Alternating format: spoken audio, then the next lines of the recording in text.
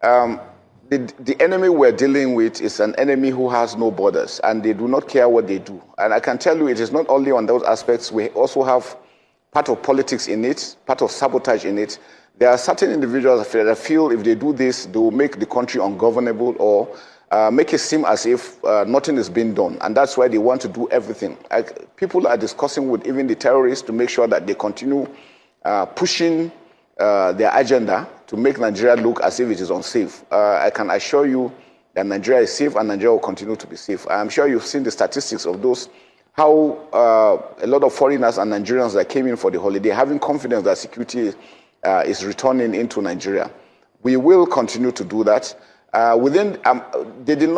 were not captured, they surrendered because we were able to put in measures to ensure that we deny them a lot of things, especially the oxygen, like I mentioned, getting phones, getting food, and all these things. And so a lot of them felt, and we gave them the window that if you come out, we'll take you in. And what we did is that anytime they came out, the first thing we did is that we were working together with the state government, working with the DSS, with the police, and the NIA.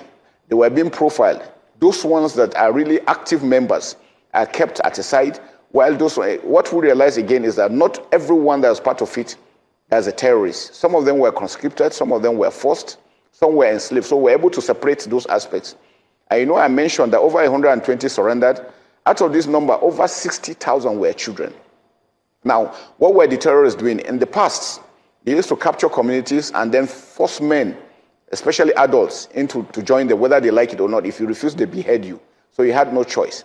But now that it became difficult, that they don't have any territory, they don't have a means of doing that, they now decided to start impregnating the women. And what they do is that if a woman gives birth, when she's 4 months after giving birth, they impregnate her again to have.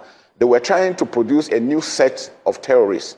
And to us, those new sets will have been most dangerous. Why? Because we know for humans, any society that you grow in, what you see is what you think that is normal. Now, those guys, those kids growing up in a society where killing is rampant, beheading, and all sorts of inhuman activities, they will not have empathy, they will not have sympathy for anything. And that's why we're happy that over 60,000 have surrendered, and they are. So we have women, the elderly, and these children that have been kept outside.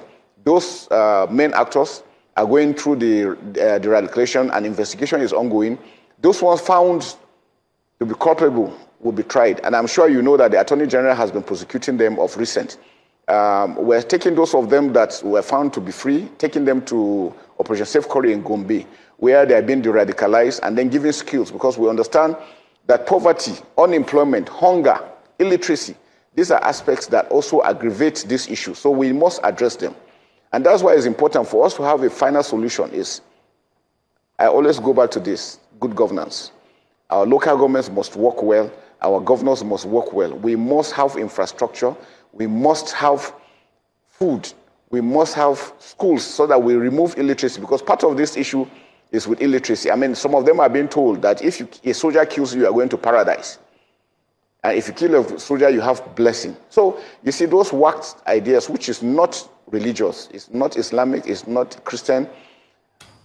Evil people have taken advantage of them and using them. And what we also realize is that their commanders are living larger than life across the border, because they are surviving around the no man's land between Nigeria and these other neighboring countries. So that's why I always insist that it's important that we work together with these countries. We don't want them to leave ECOWAS. We want them to remain in ECOWAS so that we can continue to work.